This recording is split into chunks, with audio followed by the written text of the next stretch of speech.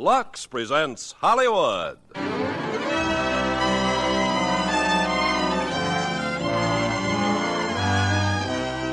Lever Brothers Company, the makers of Lux Toilet Soap, brings you the Lux Radio Theater, starring Michael Rennie and Gene Peters in The Day the Earth Stood Still. Ladies and gentlemen, your producer, Mr. Irving Cummings.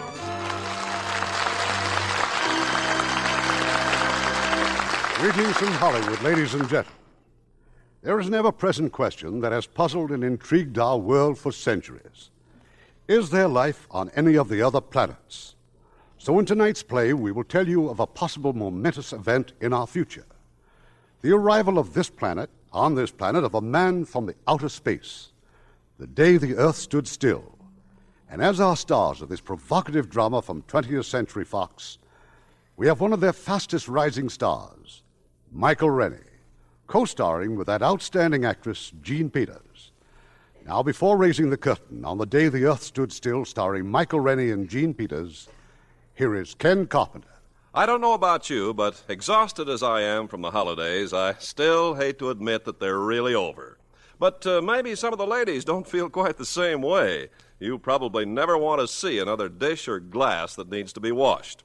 On the other hand, perhaps you were as lucky as the Carpenters. We had plenty of new Lux Liquid detergent on hand. Yes, ma'am, with Lux Liquid, you really get rid of messy dishes fast and easy. Put 1 teaspoonful of Lux Liquid into the dishpan, and the dish is literally soaked clean. Just rinse, stack, and you're done. Lux Liquid's special formula actually dissolves the grease right off plates, and yet it's mild on your hands, Lux Mild. And the can it comes in is something out of the ordinary, too. It's unbreakable, and it has a wonderful new dripless spout that ends messy handling. Added to all this, Lux Liquid is really thrifty. Just 1 teaspoonful will do a dishpan full. And it's been proven 1 can outlasts several boxes of the leading laundry powder. Yes, Lux Liquid is truly the next best thing to a dishwashing machine. As good for dishes as Lux Flakes are for nylons. And there just isn't any other care like Lux Flakes Care for nylons. It really can double the wear you get from every pair. No matter what anyone else says, remember, 96% of stocking manufacturers recommend Lux Flakes Care. And like all Lever Brothers products, Lux Liquid and Lux Flakes are unconditionally guaranteed to be all they're promised or your money back. Now, Act One of The Day the Earth Stood Still, starring Michael Rennie as Klaatu and Gene Peters as Helen Benson.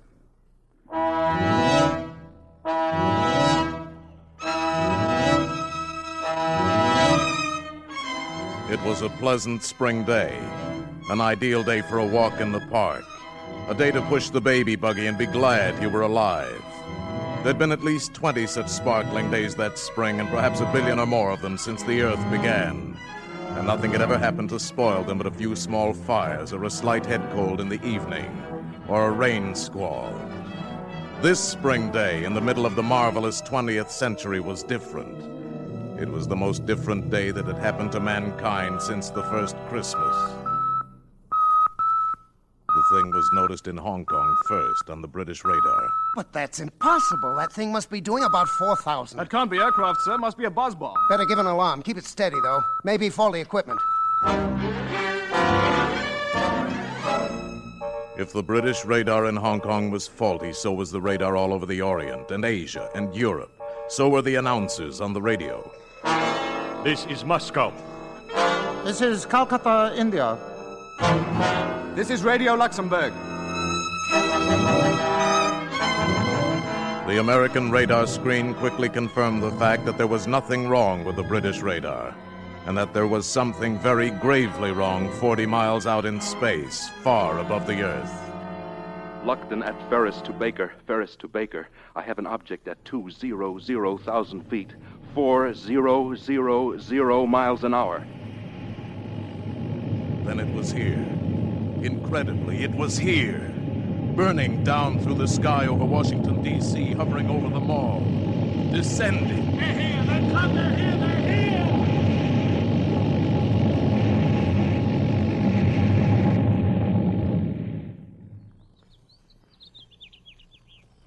Not a sound. Stillness. Not a move from the cordon of tanks and armored cars and troops in full battle dress. Not a sound or gesture from the monstrous domed disc resting on the grass. The ship designed for travel outside the Earth's atmosphere landed in Washington today at 3:47 p.m. Eastern Standard Time. We still do not know where it came from. The ship is now resting exactly where it landed 2 hours ago. So far, there is no sign of life from inside the ship. Behind the cordon of troops, tanks, and artillery is a huge crowd of curiosity seekers. Every eye, every weapon is trained on the ship. The atmosphere is one of terrific tension rather than of fear. It's been that way for... just a minute, ladies and gentlemen. I think something's happening. The spaceship is opening up. Someone is coming out.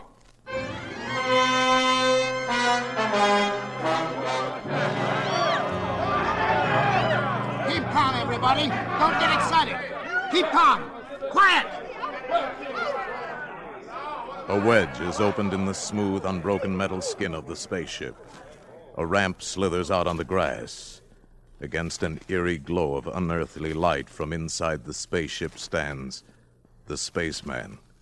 He is a man, entirely like ourselves. He wears a close-fitting suit like a deep-sea diver's armor, but of alien material. The spherical helmet entirely conceals his head. He holds up his hand. He is going to speak. We have come to visit you in peace and with goodwill. Receive me as a friend. Here he comes, men. Watch it. Keep that BAR trained on him. He's going for something in his tunic, sir. Quiet. It's a ray gun or something. I'm going to let him have it. No, wait! You fool, he's down! Hold back that crowd! Everybody! Back! Your wound doesn't look too bad. I'm sorry, but you shouldn't have gone for that ray gun. It was not a weapon. He understands us. It was a gift for your president. With it, you might have studied life on other planets. What's bothering the crowd, Lieutenant? Tell him to... Oh, no. No! A nightmare stands on the ramp leading out of the spaceship. A mechanical giant, monstrous, all metal and menace, with a visor in his helmet lifting slowly, revealing a dreadful light boiling within that metal head. And suddenly, out of that incandescence, a narrow ray.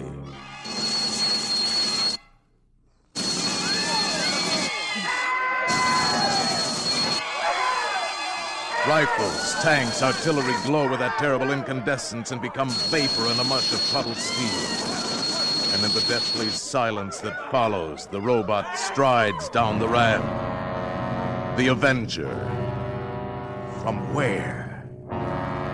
God! The Klaatu Roscoe! He won't hurt you now. Let's get you to a hospital.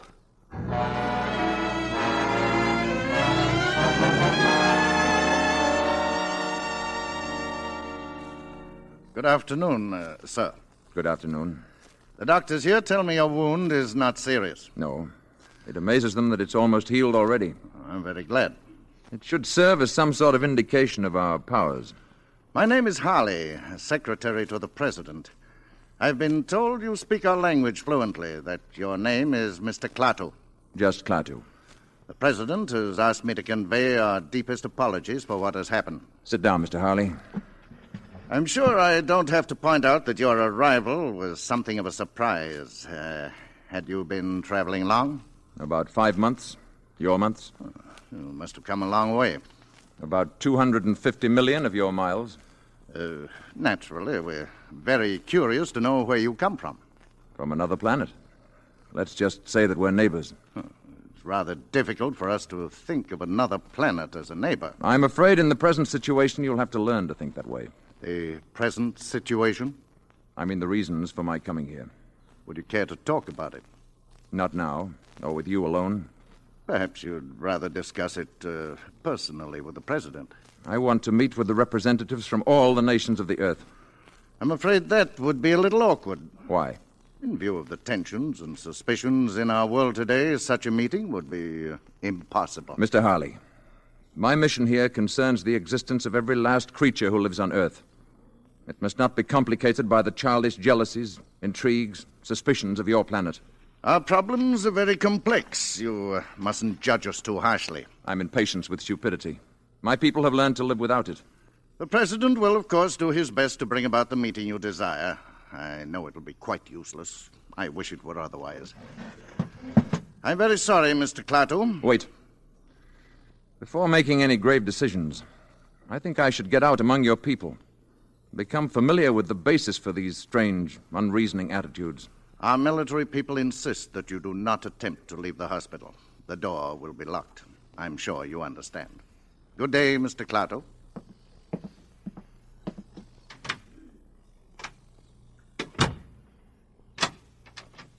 The door will be locked. Will it now? Klaatu escaped, nor could the embarrassing news of his disappearance long be suppressed. It was read about in the papers and described in excited tones over the radio. Authorities at Walter Reed Hospital still refuse to comment on how he managed to escape, except to say that he broke into a hospital locker and stole clothing belonging to a staff doctor. While the government does not minimize the crisis, This was the latest and the only news, and among the countless millions listening were two men and a woman in an ordinary home on an ordinary street in Washington, Mrs. Crockett's rooming house. There was Mrs. Crockett and Helen Benson and little Bobby Benson. We may be up against powers that are beyond our control or understanding. Oh, I just can't stand any more of this. Oh, I wanted to hear more, Mrs. Crockett. It's exciting, isn't it, Mother? Hush, Bobby. Exciting? It's enough to drive a person... Who are you? I'm sorry. I saw your sign outside and the door was open. My name is Carpenter. Yes? I'm looking for a room. Yes. I do have a nice room. Are you a G-man? No, I'm afraid I'm not. I bet he is, Mom. I bet he's looking for that spaceman. I think we've all been hearing too much about spacemen, Mr. Carpenter. This is Mrs. Benson, Mr. Carpenter. How do you do? And this is little Bobby, my youngest guest. Hi. I'm Mrs. Crockett. You're a long way from home, aren't you, Mr. Carpenter? How did you know? Oh, I can tell a New England accent every time. This way, please, Mr. Carpenter.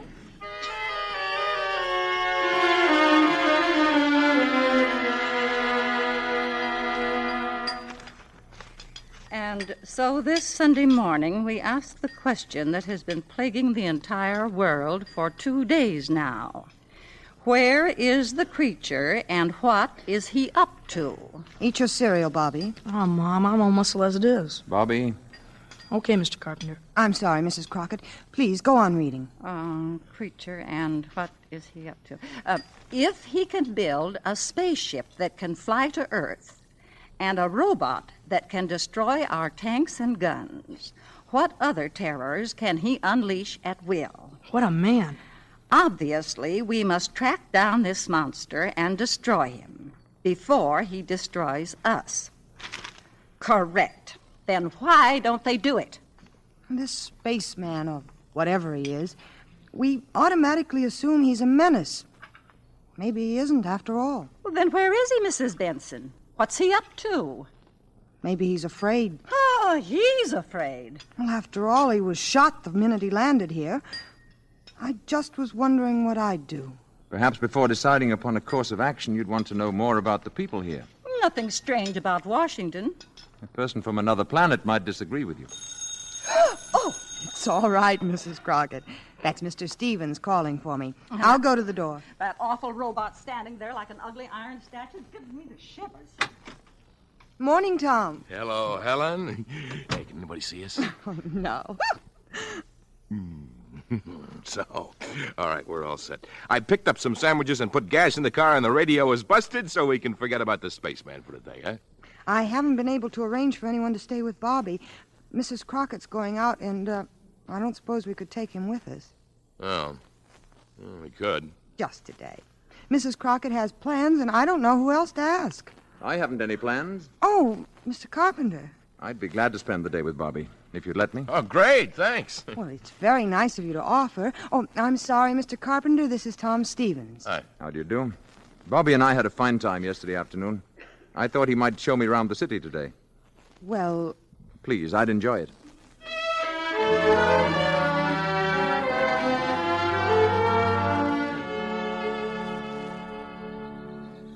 And this is where my father is buried.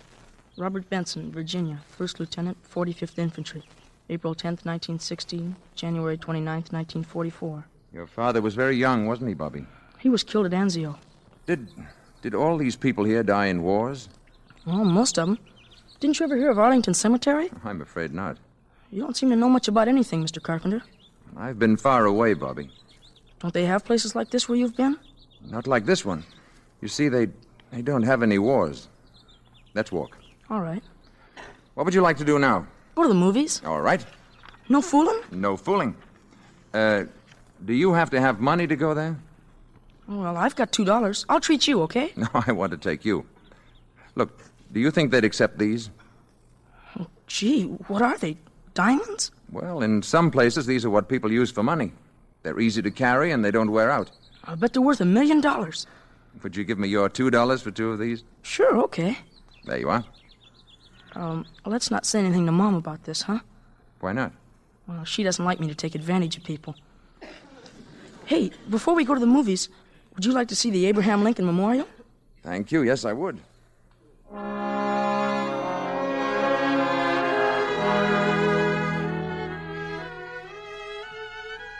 this is it. That's the Gettysburg speech up there. That this nation under God shall have a new birth of freedom, and that government of the people, by the people, and for the people shall not perish from the earth. Those are great words. That's some statue. That's the kind of man I'd like to talk to. Bobby, who is the greatest man in America today? Oh, gee, I don't know. The spaceman, I guess. I was speaking of Earthmen. Oh, I don't know. The president? I mean the greatest philosopher, the greatest thinker, scholar. Oh, well, that's Professor Barnhart, I guess. Yes, Professor Barnhart. He's the greatest scientist in the world, and he lives right here in Washington, right near where my mother works. Where is that? Department of Commerce. She's a secretary. Why? I have an idea, Bobby. Let's go see Professor Barnhart. What for? You just said he's the greatest man in America. You're kidding, aren't you? Wouldn't you like to meet him? Oh, sure I would. Oh, go on. I bet you'd be scared. Maybe we can scare him more than he can scare us. I like you, Mr. Carpenter. You're a real screwball.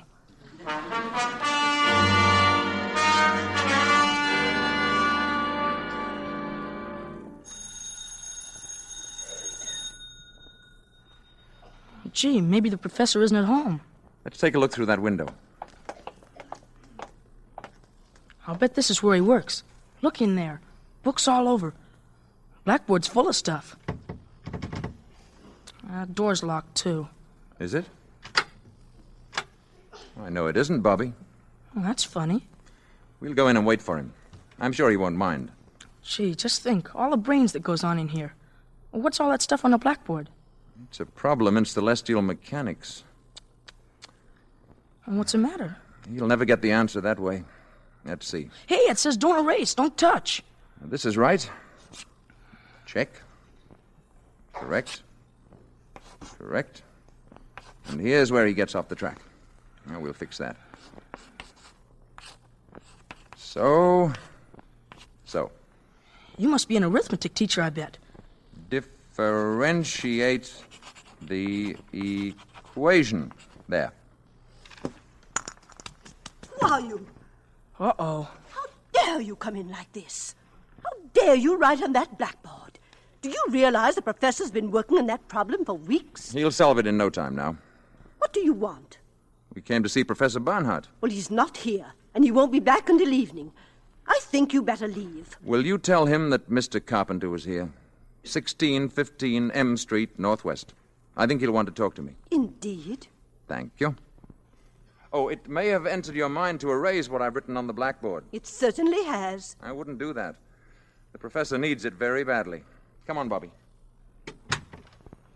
Carpenter, 1650 M Street, Northwest.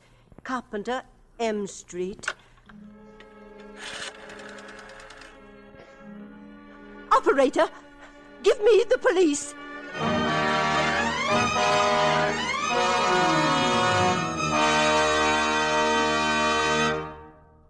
Act 2 of The Day the Earth Stood Still in a few moments, after we see if Francis Scully has any big news for us tonight. Oh, I do, Ken, about a big man in a big picture.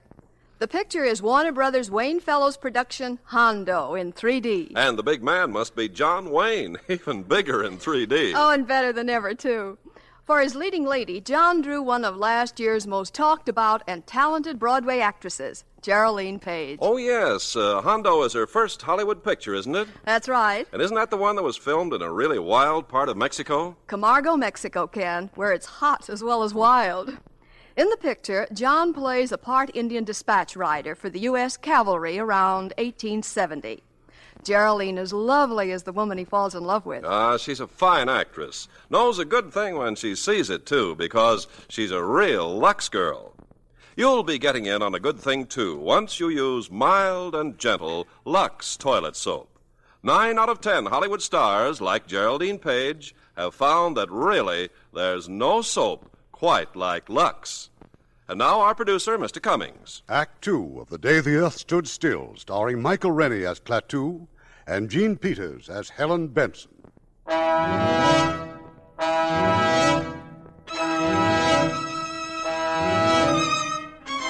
It is early evening of the same day. Tom Stevens and Helen Benson drive up to the boarding house after their picnic, quite unaware of the dark squad car parked at the curb a few feet ahead.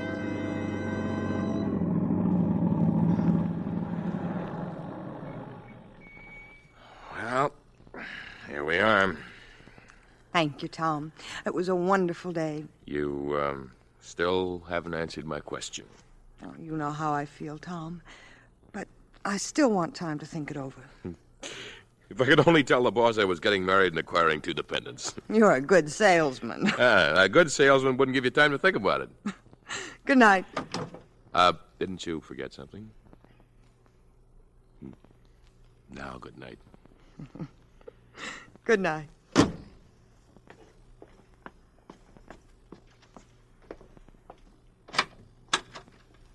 Night. Oh, Mr. Carpenter. Hi, Mom. Hello, darling. Mrs. Benson, this is Mr. Brady. How do you do? How do you do? Mr. Brady's a government agent. Oh? Did you have a nice day, Bobby? We had a swell time, didn't we, Mr. Carpenter? Yes, we did. We went to the movies and had a banana split, and we went to see Daddy. Oh, I don't know how to thank you, Mr. Carpenter. I enjoyed every minute of it. We better get going. Yes. Good night, Bobby. Good night. I'll tell you the rest of that story tomorrow. Good night, Mrs. Benson. Good night. Nice meeting you, Mrs. Benson. Thank you. Why did Mr. Carpenter have to go with Mr. Brady? I don't know. Maybe it was a mistake. Upstairs with you. Yeah. We sure had fun today. We went all over Washington, and we went to see Professor Barnhart. Professor Barnhart? Oh, sure. Barnhart? Up to bed now. Pronto.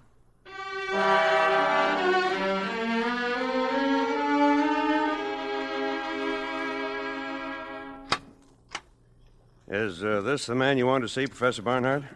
Oh, thank you, Mr. Brady. If I may speak to Mr. Carpenter alone, please. I'll wait outside, Professor. You are Mr. Carpenter? Yes, Professor. Who wrote those equations on my blackboard? My clumsy way of introducing myself. Forgive the manner in which you were picked up. Hilda called the police before I saw your annotations on the board. I appreciate the need for security, Professor. I have not quite fathomed the problem, even with your remarkable assistance, Mr. Carpenter. Let's look at it, sir. All you have to do now is substitute this expression at this point. Yes, that will reproduce the first-order term, but what about the effect of the other terms? Negligible. With variation of parameters, this is the answer. How can you be so sure? Have you tested this theory? I find it works well enough to get me from one planet to another. Klaatu. I spent 2 days at your Walter Reed Hospital. I was interviewed I variously. need no proof. This blackboard is proof. If you're not interested, or if you intend to turn me over to the Army, we needn't waste any more time. Interested? Will you excuse me one moment, please? Mr. Brady, you may go now. Please thank General Cutler and tell him that I know this gentleman. So much for that, Klaatu. Now, please sit down. You have faith, Professor. Faith and curiosity. Do sit down. I have several thousand questions to ask you. I would like to explain my mission here. That is my first question. It was my hope to discuss this officially with all the nations of the world. I was not allowed the opportunity. Now, we know from scientific observation that your planet has discovered a rudimentary kind of atomic energy. We also know that you're experimenting with rockets. Yes, that is true. What exactly is the nature of your mission? To warn you that your planet faces danger. What I have to say must be said to all concerned. I come to you as a last resort.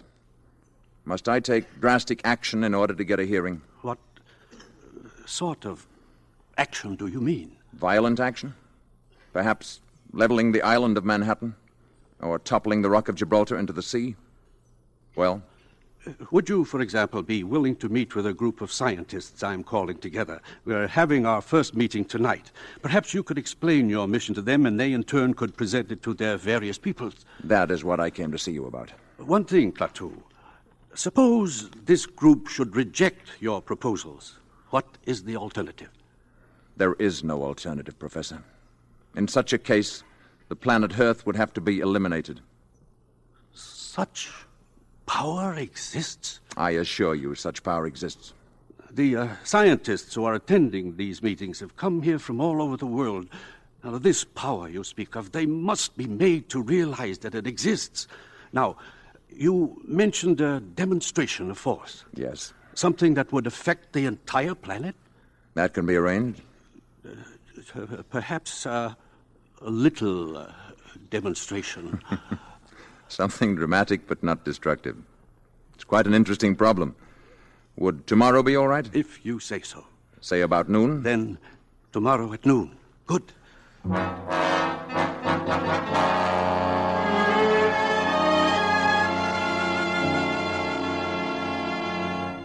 Going out tonight, Mrs. Benson? Oh, it's you, Mr. Carpenter.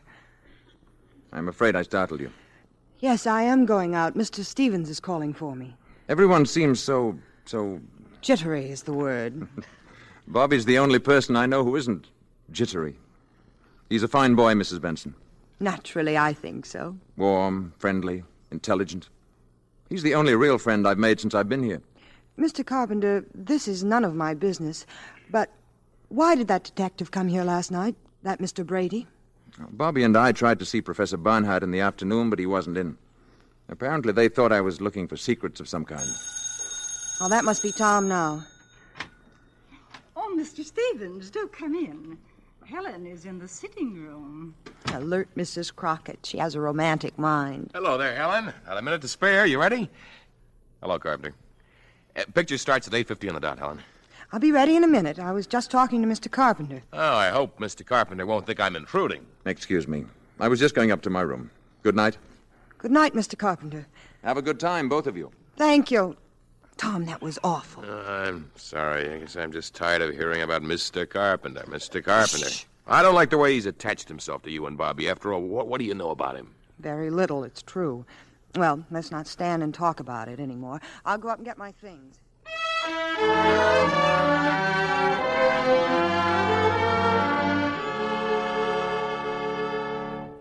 Gee, Mr. Carpenter, thanks a lot for helping me with my homework. That's all there is to it, Bobby, my boy.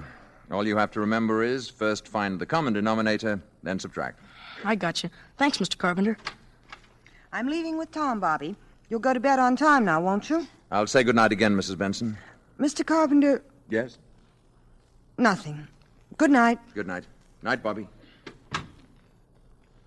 Bobby, I think it would be better if you didn't see quite so much of Mr. Carpenter. Well, gee, why, Mom? He's swell. I like him. And he's awful good at arithmetic. He even helped Professor Barnhart.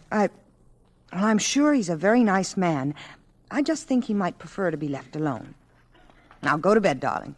But why would he want to be left alone? Don't forget to brush your teeth.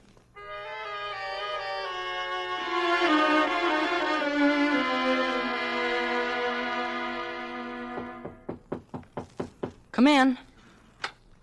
Bobby, do you have a flashlight I might borrow for tonight? Oh, sure, Mr. Carpenter. It's a real Boy Scout one. Thank you, Bobby. Why do you want it? The light in my room went out. See you tomorrow. Better get into bed now. Gee, I wonder if the batteries are any good. Mr. Carpenter! Bobby went to the door and opened it. What he saw down the hallway puzzled him.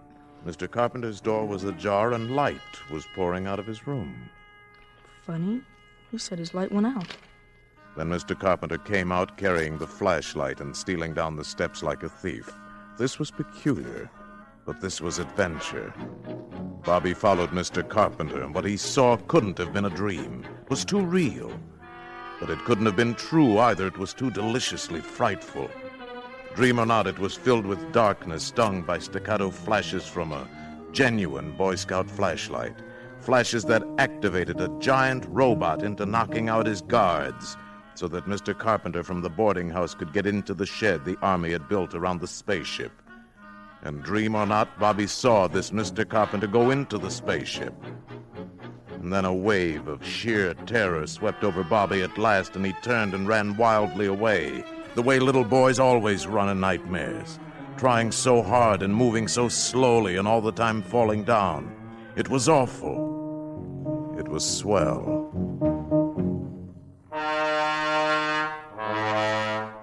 When his mother came home around midnight, Bobby was curled up on the sofa. Instantly, he jumped up and ran to her and to Tom Stevens as they came into the hallway. Mom, listen. Bobby, what are you doing down here at this hour, fully dressed? Hello, Mr. Stevens. Mom, I had to tell you. Tell me what? What's the matter, Bobby? I followed Mr. Carpenter tonight, right after you left, and gee, where do you think he went? Right into the spaceship. Now, Bobby, just 1 minute. Honest, Mom, I saw him. They got a shed built around the spaceship so nobody can get to it. But Mr. Carpenter flashed a signal to that Iron Man up there, and what do you think? Bobby, have you been dreaming again? Well, sure. No, Mom, honest, I haven't. I promise you, I saw it. Where did you see all of this? Well, I'm telling you, on the lawn down at the mall. In that place where the soldiers are all out in front. And where were the soldiers all this time? Well, that robot fella grabbed him and knocked him out. Oh, Bobby. Yeah, and then Mr. Carpenter walked into the shed, and the spaceship opened up, and he walked right inside, and it closed again. Gee, I like Mr. Carpenter, but I'm scared, Mom.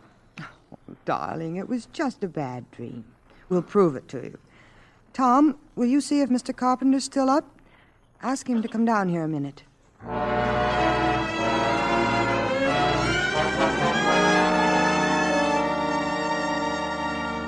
Helen. Yes, Tom? Helen, he's not there, but look what I found on the carpet. It can't be a diamond, can it? I don't know. But it's much too big. Oh, but it looks real to me. Oh, Mr. Carpenter's got lots of them. He gave a couple of them to me. Here. He gave you these? Well, not exactly. I gave him $2. I don't know, but this whole thing, it just doesn't make sense. Look, Helen, do you think it's all right for you to stay here? There's a strong lock on my door. And Bobby's going to sleep in my room tonight. Okay. Upstairs, nightmare boy. It wasn't a nightmare. Bobby. Yeah, Mom? Bobby, your shoes are soaking wet. Yeah, grass on the mall was kind of wet. Good night, all. Oh, Tom. I wonder.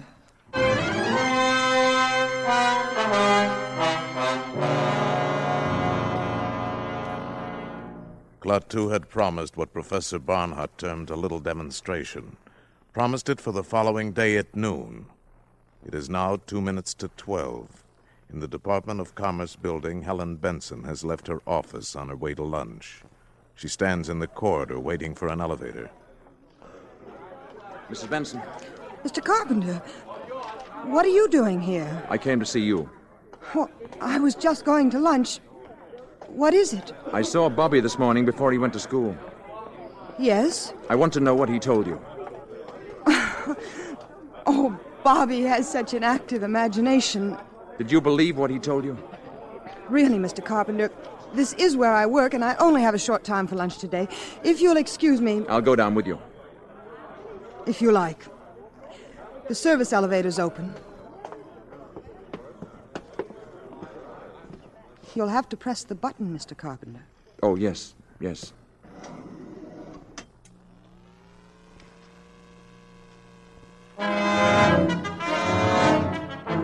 It was just 5 seconds before noon of that fateful day when Helen Benson and Mr. Carpenter stepped into that electric elevator. At that same moment, the enormous commerce of our briskly modern world roared and thundered in the streets.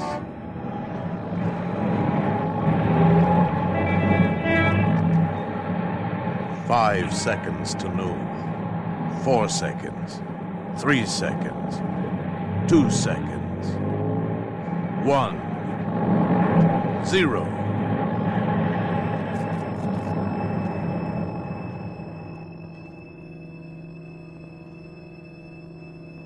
High noon.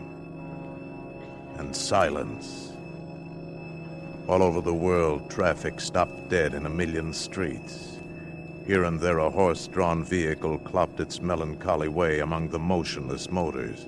Bicycles moved before awe and the common desolation made the riders stop of their own free will.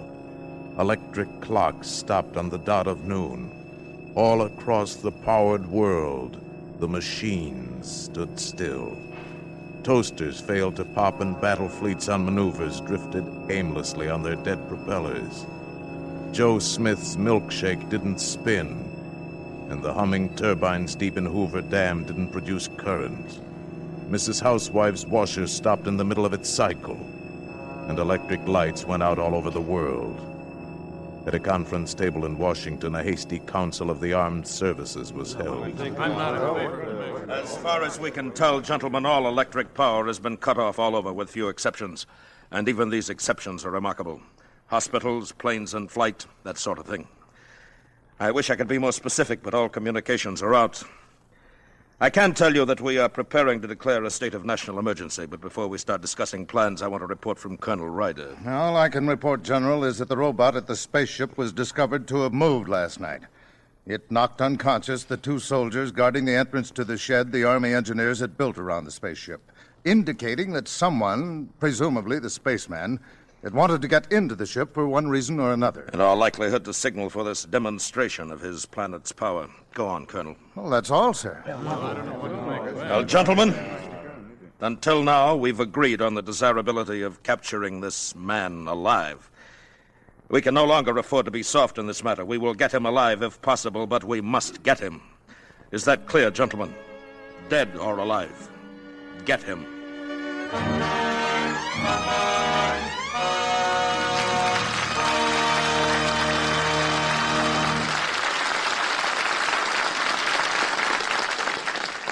Before we continue with Act 3 of The Day the Earth Stood Still, I want to say hello again to a very pretty, very young lady who still attends high school on the 20th Century Fox lot, when she's not making pictures, that is, Gloria Gordon. Good evening, Mr. Cummings. Gloria, I want to congratulate you on your splendid performance in 20th Century Fox's CinemaScope thriller, Beneath the 12-Mile Reef. Well, it was a break for me getting to work with Terry Moore, Robert Wagner, and Gilbert Rowland. I'm Bob's sister in the picture, you know. It's my first CinemaScope appearance, too. Those Technicolor deep-sea diving scenes are beautiful as well as exciting. A fine picture like Beneath the 12-Mile Reef can start a career zooming, Gloria. I'm sure it will yours. And that peaches and cream complexion won't hurt a bit either, Gloria. Thanks, Mr. Carpenter. You can call mine a Lux complexion if you like, because I use Lux all the time to keep my skin looking just right. I think there's nothing like it. You know, it's hard to find a movie star who doesn't depend on Lux complexion care. In the bath, too, Lux toilet soap is so gentle, so refreshing. And like all Lever Brothers products, Lux toilet soap is unconditionally guaranteed. If it isn't all we say it is, your money will be returned. We pause now for station identification. This is the CBS Radio Network.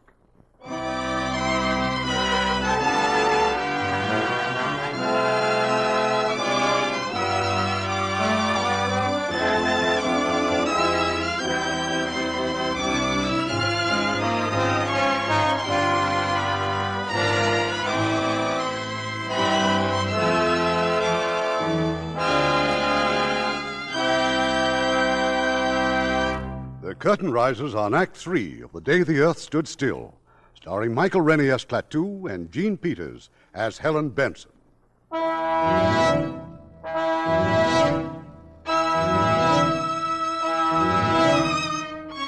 All over the world, electric power has been neutralized on the stroke of noon, as a token of the spaceman's power and as a warning to the Earth.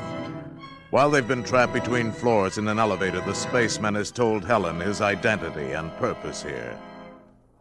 I've already told you more than I told Professor Barnhart, because my life, in a sense, is in your hands. But if I die, a world, your world, may die too. Yes, I understand. I thought if you knew the facts, you'd appreciate the importance of my not being caught before the meeting tonight with the world scientists. Yes, of course. Of course I do. You hold great hope for this meeting, don't you? I can see no other hope for your planet.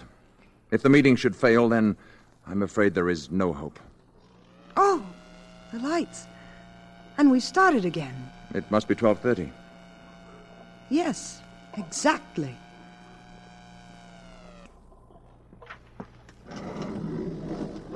Where are you going now? Back to the boarding house. I'll be safe there for the afternoon. I'll be able to keep an eye on Bobby. He's the only other person who knows about me. No. Wait a minute. There is someone else. How? They can't be. Tom. He was with me last night when Bobby told me what he saw. Oh. Well, of course, he doesn't know anything definite, and, well, he talked to me first before... But then we can't take a chance, can we? Can you get in touch with him? I think so. I mean at once, now. I'll try. You will. You must.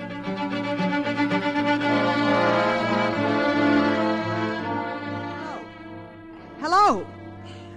Operator, I was connected with my party. Please. Hello? Oh, is this Mr. Tom Stevens' office again? We were Well, I must speak to Mr. No, Mr. Stevens. Yes, this is Mrs. Benson. Benson! Well, when do you expect him in, then? Well, will you tell him I called, and please not to leave his office. I'm coming down to see him.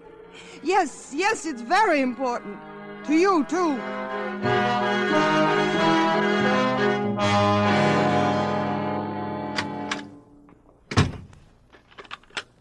Margaret, this is Mr. Stevens. I just got in.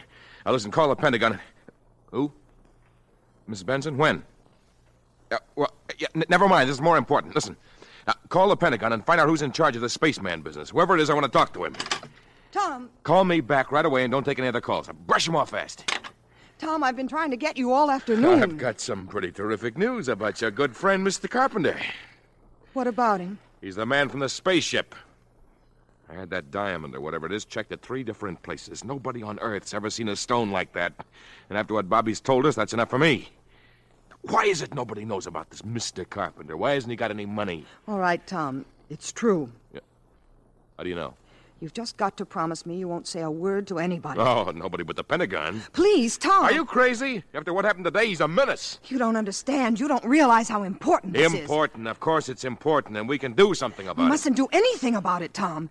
Believe me, I know what I'm talking about. I say he is dangerous. It is our duty to turn him in. He isn't dangerous. He isn't a menace. He told me what he came here for. Oh, honey, don't be silly because you happen to like the guy. Do you realize what this will mean for us? I'll be the biggest man in the country. I'll write my own ticket. Is that what you're thinking about? Listen, somebody's got to get rid of him.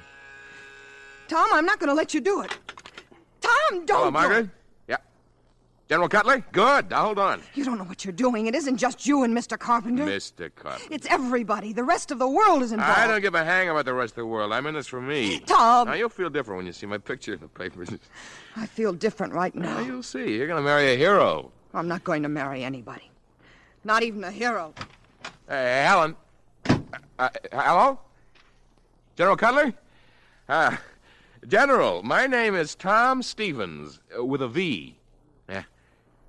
I have positive information about the spaceman and where he's staying. Right. Yeah, of course I'm sure. He's living in a boarding house at 1615 M Street, Northwest. That is correct, General. Yes, I have all of it now, Mr. Stevenson. Thank you very much indeed. I want to talk to you further, but I haven't time now. We want to act on this. Yes, sir? Have Colonel Ryder deploy all Zone 5 units according to Plan B immediately. Investigate 1615 M Street Northwest for presence of spaceman. Repeat.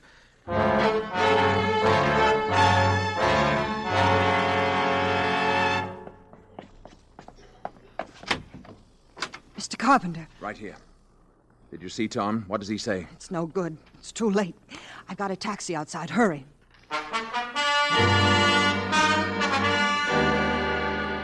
Attention Zone 5, attention Zone 5. Man and woman observed entering taxi at 1615 M Street Northwest. Man is probably Klaatu, alias Carpenter. Establish roadblocks according to plan Baker and maintain station. Remain on radio alert until further order. I don't know. I think we may have been seen getting into the taxi. Where can you go? I'm sure Barnhart can arrange to hide me until the meeting tonight. Where's it going to be? At the ship. Now look there. Army cars. Full troops in full gear. The alarm is out all right. It's only a few more blocks to Professor Barnhart's. I'm worried about Gort. I'm afraid of what he might do if anything should happen to me. Gort? But he's a robot. He's a product of centuries of refinement. But what could he do without you? There's no limit to what he could do. He could destroy the Earth. And the city is swarming with patrol cars, hunting you. How can we tell them? They won't listen. You must listen. If anything happens to me, you must go to Gort. You must give him this message. Klaatu, Barada, Nikto. Gort. Klaatu, Barada, Nikto. Say it. Gort. Klaatu, Barada... Nikto. Gort. Klaatu, Barada, Nikto. Klaatu, Barada, Nikto. Remember those words. Klaatu, Barada, Nikto.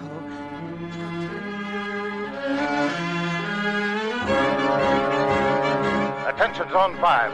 Taxicab moving north on 14th Street from Harvard Street. Man and woman in back seat. License number H0012. H0012. Section 2, close in. This is your target vehicle. We're hemmed in. Driver will get out here. I'm going to try to run for it. If they get me, you get to Gort. Now. There he is! Stop or we'll shoot!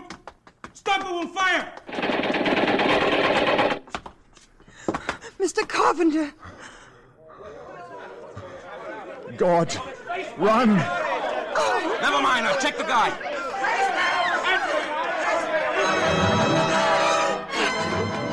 Barada, Nikto. Klaatu, Barada, Nikto. Klaatu.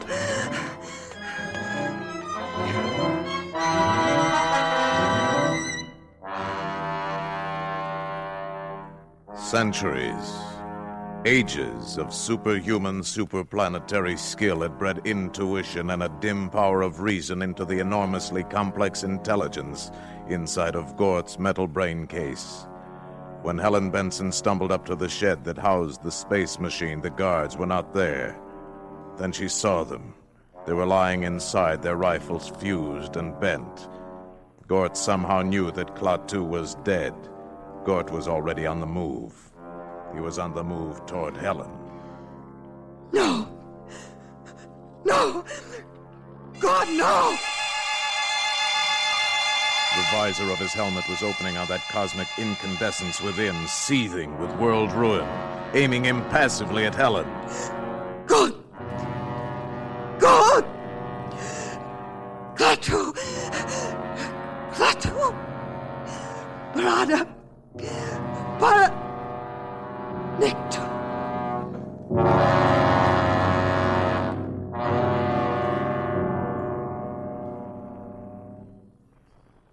Helen Benson fainted. When she returned to consciousness, she was lying on a dais bathed in a soft, shadowless light in a chamber vaguely circular of completely unfamiliar build. She was in the space machine. Across the room stood Gort with his back to her, and lying in front of him on a platform was Klaatu. Mr. Carpenter. Gort, the machine, the automaton, was applying electrodes to his master, and a piercing, whining, maddening sound filled the ship. Klaatu moved. He sat up. Stood up. Mr. Carpenter. Hello. I thought you were... I was. They took me to an emergency hospital at the city jail. Gort broke in and took me back here. This technique can restore life in some cases, only for a limited time. How long? No one can tell. Time enough and more for me to go outside and speak to Professor Barnhart's scientists. I must speak to them. It's what I came for. Gort will put out the ramp.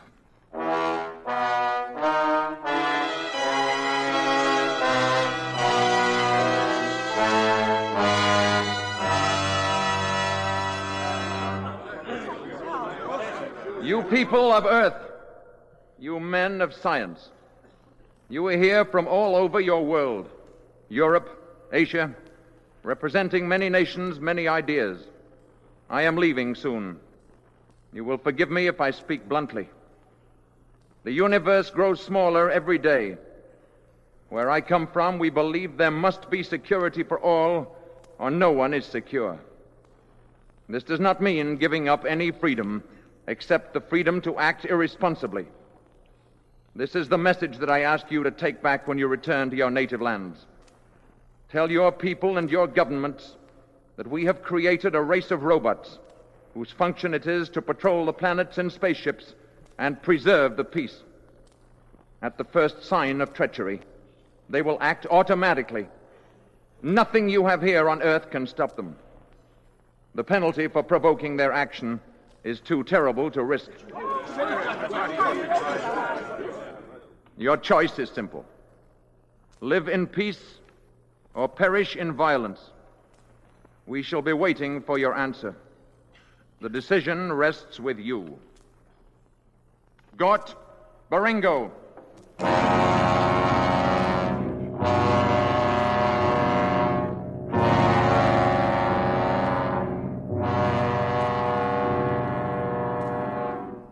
Remember. I'll remember, Mr. Carpenter.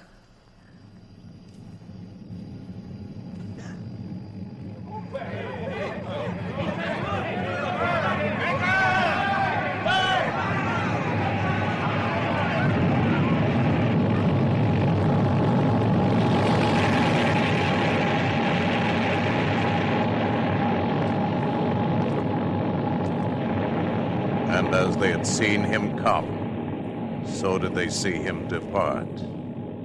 And the people of the earth pondered upon the warning.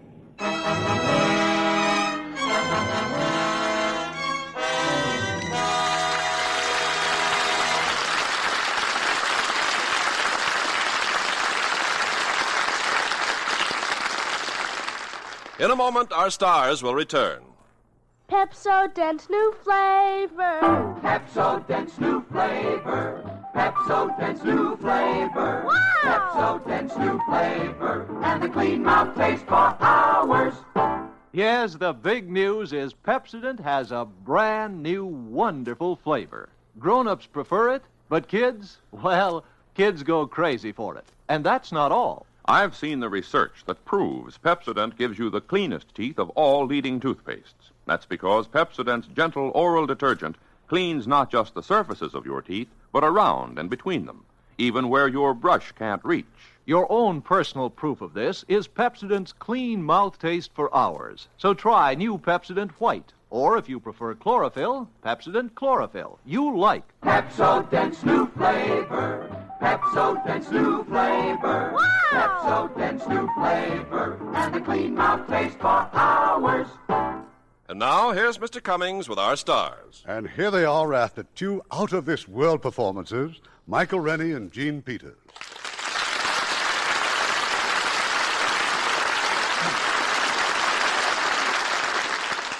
Mike, have you ever seen any UMOs? What's a UMO? An unidentifiable moving object.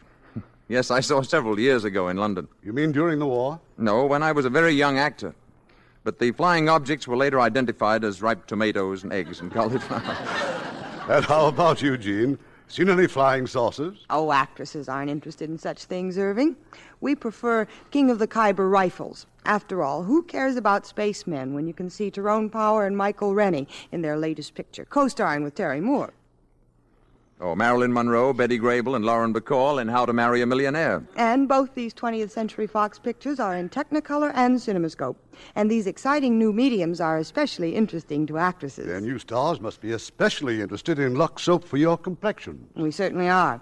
I, for one, started using Lux soap for my complexion years ago, and I'm certainly glad I did. Now, Irving, what's in store for next week? Well, Mike, we're going from life in the future back to the charming era of the Roaring Twenties.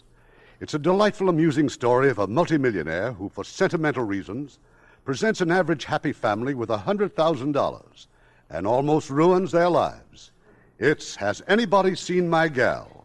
And as the stars of this highly entertaining comedy romance from the Universal International Studios, we have two of their most popular young stars, Rock Hudson and Piper Laurie, co-starring with that fine actor, Gene Lockhart. Oh, the whole family will love it. Good night. Good night. Good night, and happy landing.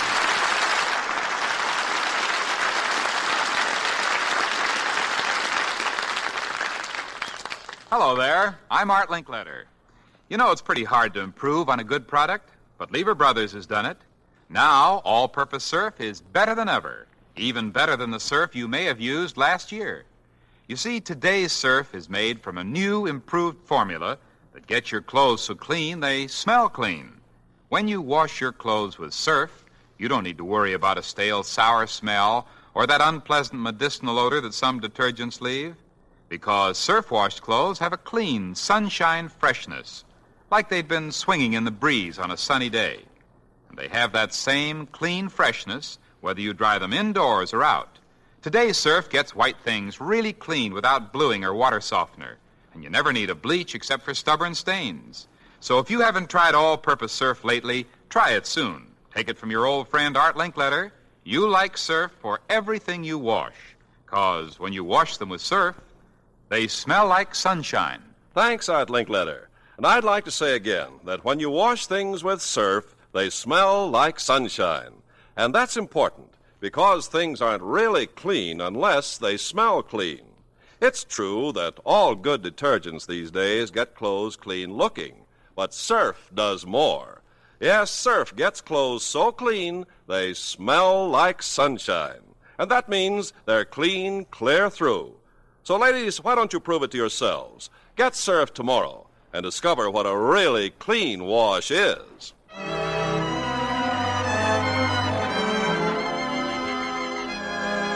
Lever Brothers Company, makers of Lux Toilet Soap and Lux Liquid Detergent, invite you to be with us again next Monday evening when the Lux Radio Theater presents Has Anybody Seen My Gal? Starring Piper Laurie, Rock Hudson, and Gene Lockhart. This is Irving Cummings saying good night to you from Hollywood.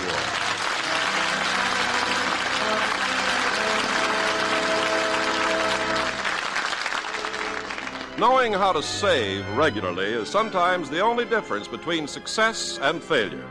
The Savings Bond Way is the sure way to save. Every year, United States savings bonds grow in value. Interest increases year by year.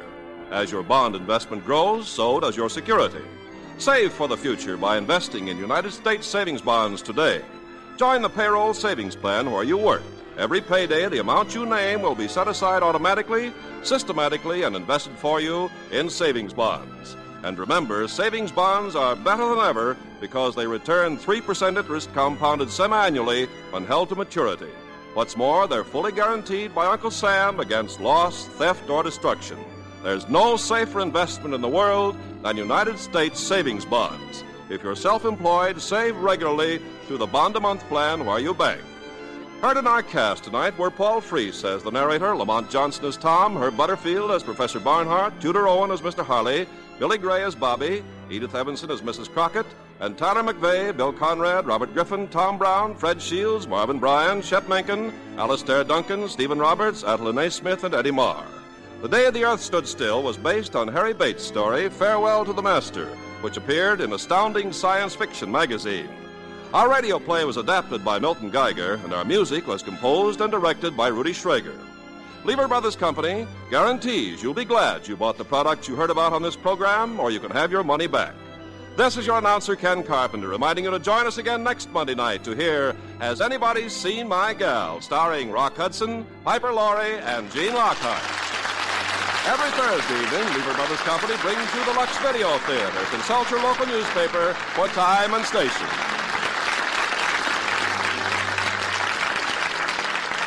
This is the CBS Radio Network.